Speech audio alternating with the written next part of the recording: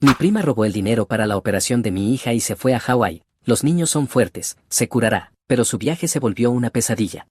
Mi nombre es Daniel y esta es la historia de cómo mi mundo se vino abajo por culpa de alguien en quien confiaba, mi prima Carla. Todo comenzó hace 6 años, cuando mi hija Valeria nació. Ese día debía haber estado lleno de alegría, pero en lugar de eso, mi esposa Ana y yo recibimos una noticia que nos dejó helados. Valeria tenía pie equinovaro congénito. Sus pequeños pies estaban torcidos hacia adentro, una condición que, según los médicos, podía corregirse con tratamientos y cirugías, pero que costaría mucho dinero. Ana y yo no teníamos nada. Yo trabajaba como mecánico en un taller y ella cuidaba casas de vez en cuando. Apenas podíamos pagar el alquiler y la comida, mucho menos un tratamiento caro. Desde ese momento, juré que iba a hacer lo que fuera por mi hija. Ana y yo empezamos a ahorrar cada centavo que podíamos. Dejé de comprarme ropa, dejé de salir con amigos y trabajaba horas extras siempre que podía. Ana hacía lo mismo, limpiando casas incluso los fines de semana. Nos turnábamos para cuidar a Valeria, que crecía hermosa a pesar de su condición. Ella no podía caminar bien, se cansaba rápido y a veces lloraba porque le dolían las piernas, pero siempre tenía una sonrisa que me daba fuerzas para seguir. Los médicos nos dijeron que las cirugías debían hacerse antes de que crecieran demasiado, o los huesos se endurecerían y sería más difícil corregirlos. Teníamos tiempo, pero no mucho. Los años pasaron y la vida no nos dio tregua. Cuando Valeria tenía 3 años, Ana tuvo un infarto. Fue de repente, una mañana mientras preparaba el desayuno. La encontré en el suelo de la cocina, con una taza rota a su lado. Llamé a emergencias, pero no llegaron a tiempo. Mi esposa, mi compañera, la madre de mi hija, murió y me quedé solo con Valeria. El dolor fue insoportable. Pensé en rendirme 1000 veces, pero miraba a mi hija y sabía que no podía. Ella me necesitaba. Enterré a Ana con la ayuda de mi familia y seguí adelante, por Valeria. Mi único objetivo era juntar el dinero para sus cirugías. Seguí ahorrando, pedí préstamos pequeños, hice trabajos extras. Mi hermana mayor, Patricia, me ayudó cuidando a Valeria cuando yo estaba en el taller. Poco a poco, el dinero fue creciendo. Después de 6 años de esfuerzo, cuando Valeria cumplió 6, había juntado $55,000. No era fácil, pero lo había logrado. Estaba listo para pagar las cirugías que le darían a mi hija una vida normal. Entonces entró Carla en escena. Carla es mi prima, hija de una tía lejana. Siempre fue un poco rebelde, de esas personas que nunca se quedan quietas en un lugar. No tenía trabajo fijo ni responsabilidades grandes. Hace unos meses, se mudó temporalmente con Patricia, mi hermana, diciendo que necesitaba un lugar donde quedarse mientras encontraba su camino. A mí no me caía mal, pero tampoco éramos cercanos. Cuando se enteró de lo de Valeria, vino a verme. Daniel, voy a ayudarte con lo que pueda, me dijo. Esa niña merece estar bien. Sus palabras sonaron sinceras, y yo estaba tan agotado de cargar todo solo que le creí. Le conté que había ahorrado los $55,000 y que estaban en una cuenta del banco. Le pedí consejos sobre cómo manejar el dinero hasta el día de la cirugía, y ella se ofreció a ayudarme a organizarlo. Déjame ver los movimientos de la cuenta, dijo. Puedo asegurarme de que todo esté en orden. Confíe en ella. Le di acceso a la cuenta, pensando que era familia, que jamás me haría daño. Fue el peor error que cometí en mi vida. Un día, hace unas semanas, me desperté y algo no se sentía bien. No podía explicarlo, era como un presentimiento. Intenté llamar a Carla para preguntarle sobre unos papeles que me había pedido para organizar, pero no contestaba. Fui a la casa de Patricia, y mi hermana me dijo que Carla se había ido esa mañana con una maleta. Dijo que iba a visitar a una amiga, me explicó Patricia, pero su voz temblaba. Algo dentro de mí me dijo que revisara el dinero. Corrí al banco esa misma tarde. Cuando pedí el estado de la cuenta, el empleado me miró con pena. Lo siento, señor, dijo. La cuenta está vacía. Alguien retiró todo hace 2 días. Me enseñó los movimientos bancarios, una transferencia de $55,000 a otra cuenta, y el nombre asociado era el de Carla. Sentí que el aire se me escapaba. Mis piernas temblaron y tuve que sentarme. Todo el dinero, todos esos años de sacrificio, se habían ido. No sabía qué hacer, no podía pensar con claridad. Volví a casa con el corazón en la mano, tratando de entender cómo alguien podía ser tan cruel. Esa noche, mientras intentaba calmarme, recibí un mensaje de Carla. Era una foto suya en una playa, con un sombrero de paja y un cóctel en la mano. Debajo decía, Daniel, no te preocupes tanto. Valeria estará bien, los niños son resistentes. Me fui a Hawái a despejarme, te devolveré el dinero algún día. Disfruta la vida. No podía creerlo. Mi prima se había robado el dinero de mi hija y estaba gastándolo en unas vacaciones como si nada. Esa noche no dormí. Me quedé mirando la foto, viendo cómo Carla publicaba más cosas en redes sociales. Fotos de hoteles lujosos, compras en tiendas caras, cenas con vistas al mar. Cada publicación era como un cuchillo en el pecho. La familia se enteró rápido. Mi tía, la mamá de Carla, me llamó llorando. Perdóname, Daniel, dijo. No sé qué le pasó a mi hija. Te juro que vamos a arreglar esto. Otros parientes me escribieron, ofreciendo disculpas y pequeñas ayudas, pero nada podía reemplazar lo que perdí. Patricia estaba destrozada, culpándose por haber dejado que Carla viviera con ella. Yo no podía consolar a nadie, apenas podía mantenerme en pie. Al día siguiente, Carla subió otra publicación. Esta vez era un video corto, caminando por una playa con palmeras. La vida es para disfrutarla, decía en el texto. Valeria se pondrá bien, Daniel, relájate. Minimizar el problema de mi hija, como si sus pies torcidos fueran un resfriado pasajero, me llenó de una rabia que nunca había sentido. Esa niña, mi pequeña, dependía de mí. Los médicos me habían dicho que las cirugías eran urgentes, que entre más esperara, más complicado sería. Y ahora, por culpa de Carla, no tenía nada. Pasé días pensando qué hacer. No podía quedarme de brazos cruzados mientras Carla gastaba el dinero de mi hija. Mis amigos me decían que hablara con la familia, que intentara razonar con ella, pero yo sabía que eso no serviría. Valeria estaba en casa, preguntándome cuándo iba a arreglar sus pies. No sabía qué responderle. Le decía que pronto, que todo iba a estar bien, pero por dentro me estaba rompiendo. La familia podía pedir perdón todo lo que quisiera, las excusas de Carla no significaban nada para mí. Tenía que actuar. No podía seguir así. Mientras miraba a Valeria dormir una noche, con sus pequeños pies torcidos bajo la sábana, tomé una decisión, iba a tomar medidas legales contra Carla. No sabía exactamente cómo lo haría ni por dónde empezar, pero estaba seguro de que no iba a dejar que se saliera con la suya.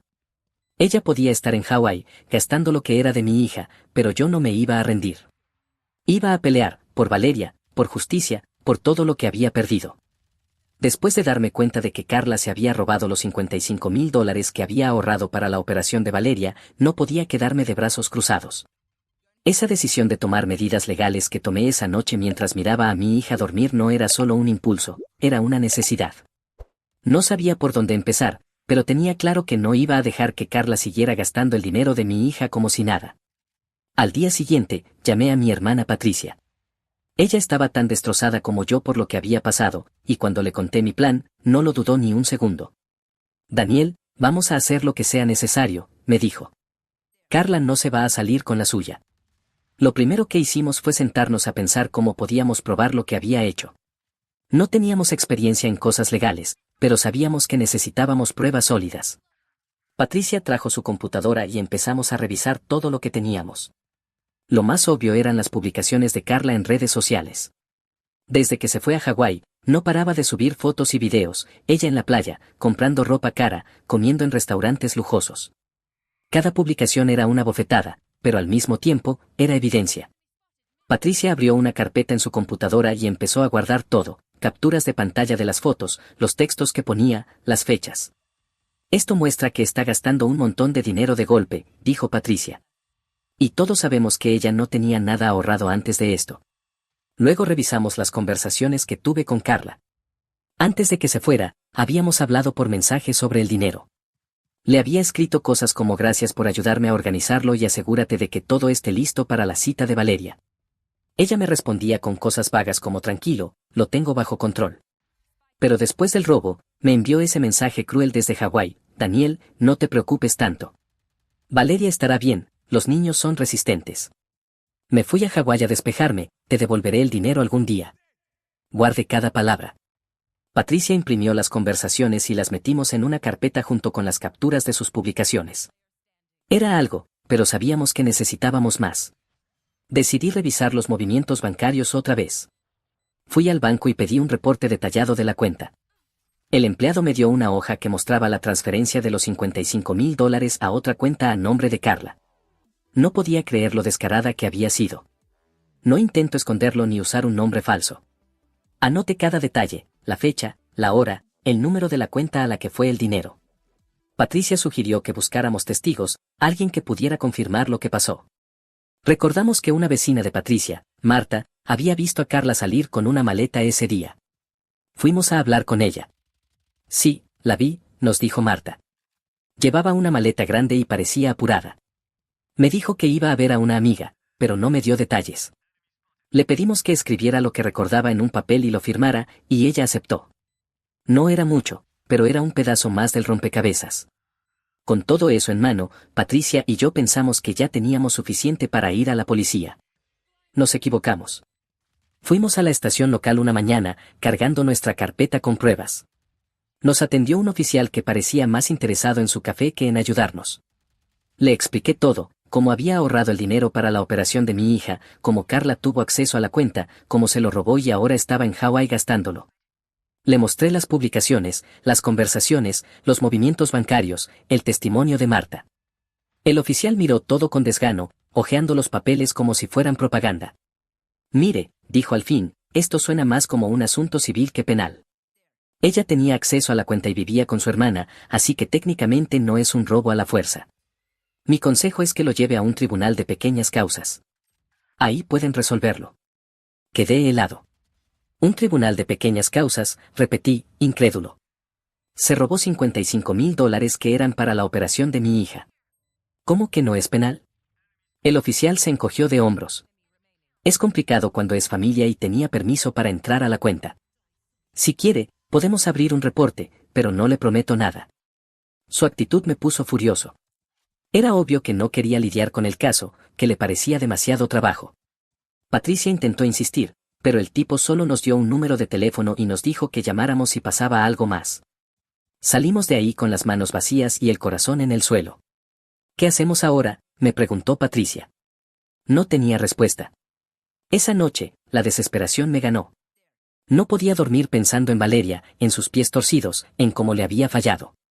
Tomé mi teléfono y empecé a escribirle a Carla. Por favor, no sigas gastando el dinero, le puse. Es para la operación de Valeria, lo que queda puede salvarla. Devuélvemelo, te lo ruego. Envié mensaje tras mensaje, rogándole que parara, que pensara en mi hija. Pero no contestó. Al día siguiente, vi que subió otra foto, ella en un yate, sonriendo como si el mundo fuera suyo. Me ignoró por completo.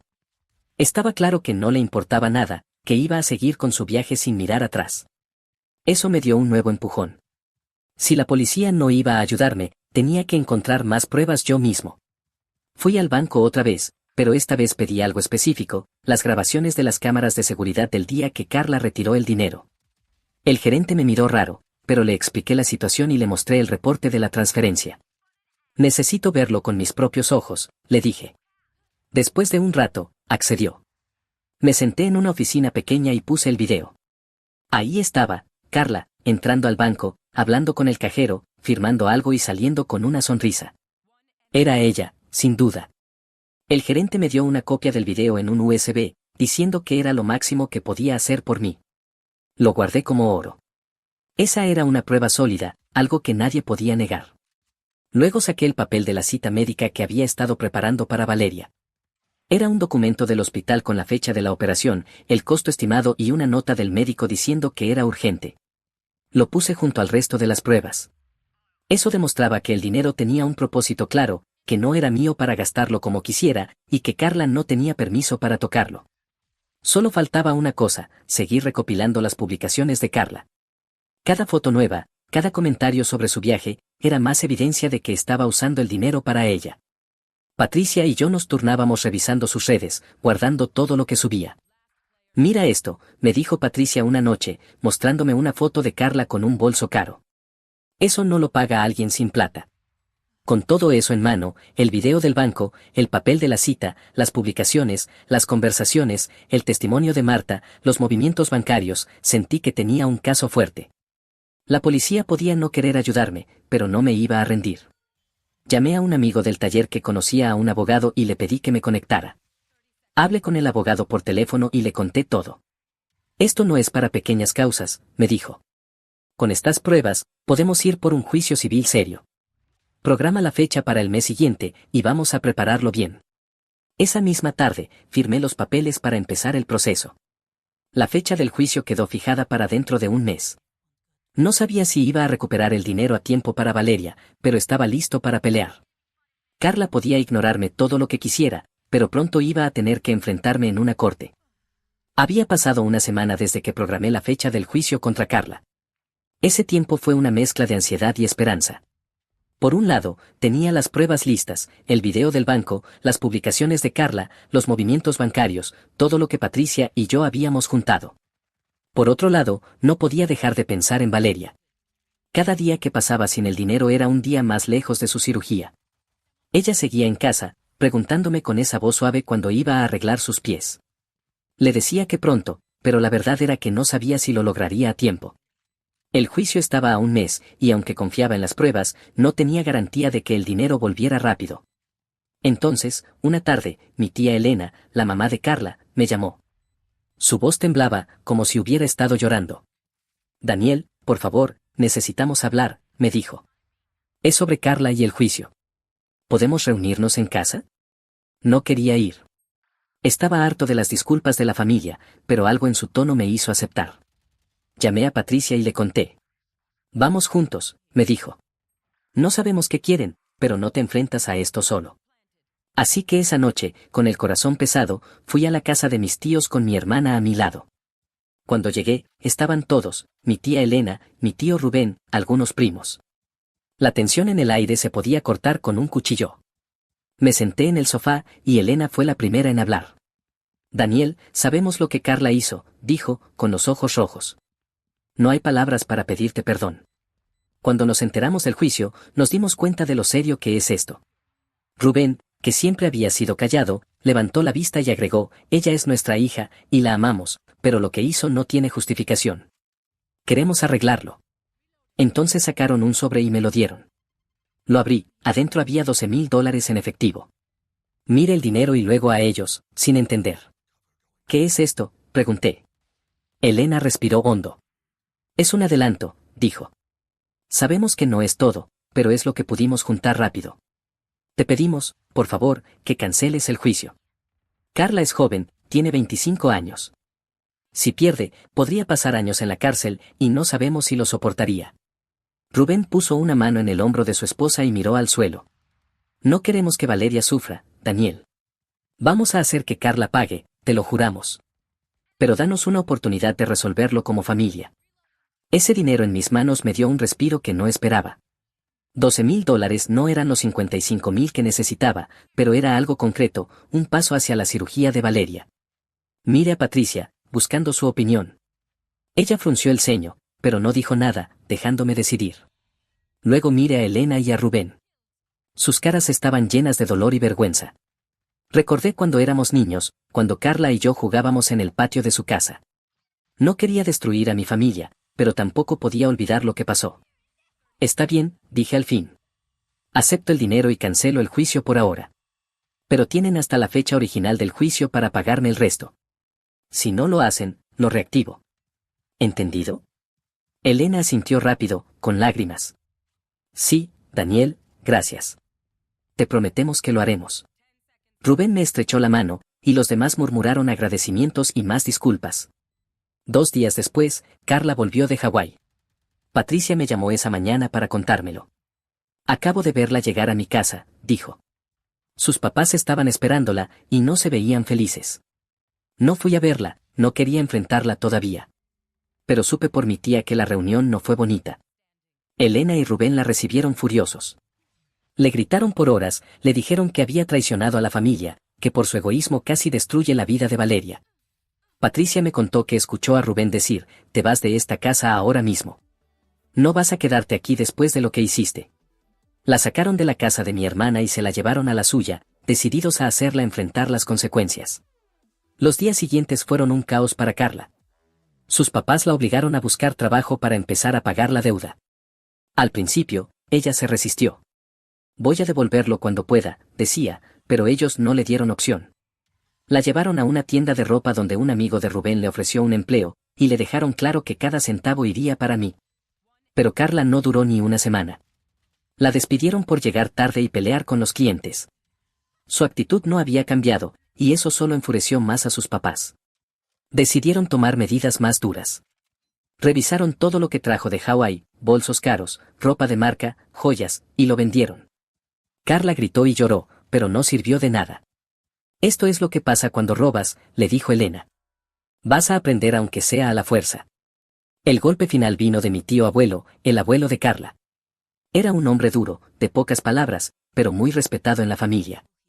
Una noche, organizó una reunión en su casa y llamó a Carla. Todos estaban ahí, sus papás, sus hermanos, tíos. El abuelo la sentó enfrente y le habló claro: eres una vergüenza para esta familia.